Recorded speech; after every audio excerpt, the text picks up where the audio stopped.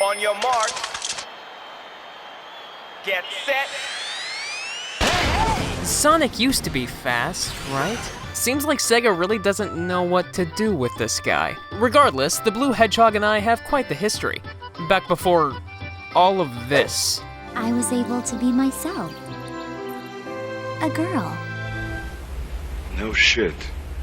You see, unlike most 90s kids, I didn't have a Nintendo or a Super Nintendo growing up. I had a Sega Genesis. Roll the commercial. Genesis Dutch! What Nintendo? Clever. So no, I didn't have Mario growing up. I had Sonic and Tails. More specifically, Sonic 2 was the first game that I really ever remember playing. And to this day, I have never beaten it. But that's about to change. Today, the fastest hedgehog alive will be tamed by my extensive video game knowledge and a skill set that I've been developing ever since I was a child. Today, We celebrate our Independence Day. from Sonic! Woo! Yay! All right, let's get it on. Good luck.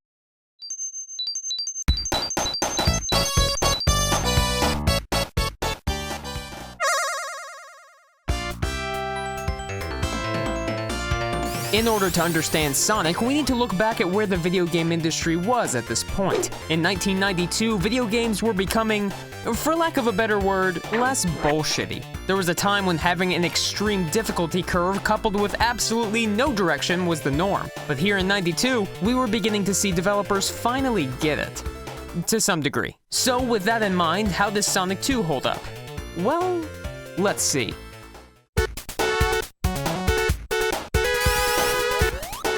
Building a successful platformer means the developer should craft levels that are based on the available actions of the lead character. Sonic has two basic abilities, a new spin dash to help him gain extra speed at a standstill, and a jump, and with a few exceptions, his ball form here makes him more resistant to enemy encounters. As a result, the first few levels incorporate a more open design, giving you lots of room to run around, and best of all, multiple routes, which is awesome. And I feel like, considering I played this game religiously as a child, I'm fairly impervious to most of the bullshit moments in these early levels. Like this, that, and this. Make sure to jump here, duck here, go into a ball there, summon your persona here, jump there, avoid that, and attack its weak point for massive damage. it all controls well enough. Sonic's got a bit of momentum to him. Actually, more so than I remember. So whenever the level design forces you into precise platforming situations, well, it doesn't work as well as you'd hope. A little momentum isn't bad, but my god. You're too slow.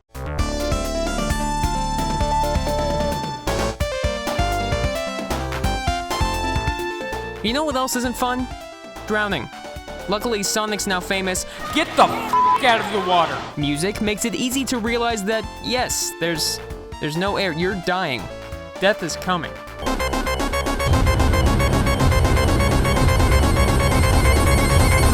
John Cena.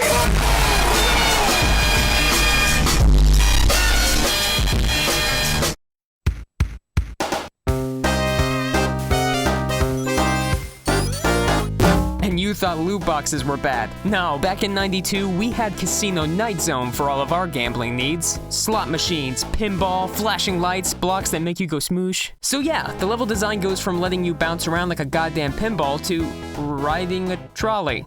And dying a lot. Because unfortunately, the further you get in, the more bullshitty the game decides to be.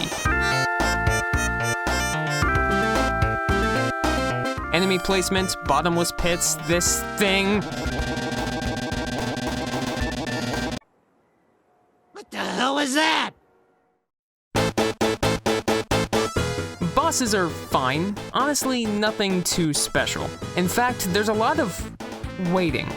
Just kind of waiting for something to happen so you can do a thing. Honestly, oh, Tails. We forgot Tails. He's here too. Yeah. He pretty much just follows you wherever you go in single player. But I mean, if you can grab a friend, he's actually a pretty good damage dealer for bosses. Considering, you know, he can't die. Why won't you die? Alright, we're approaching the final levels. My echidnas heal. I never really had the opportunity to get this far as a kid, so... Oh my god, this is... Okay, Despite some generally unpleasant moments here and there, I was fine with you, Sonic 2. I mean, we were out for dinner, having a nice time. I was even thinking about a third date, but no. Nope! You blew it!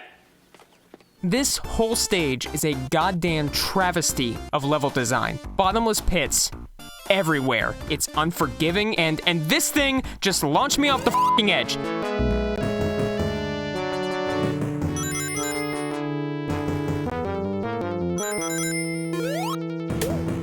If I was dedicated, which I'm not, I could probably memorize some of the patterns here, especially with this boss, but after a few hours, yeah, I think I'm done.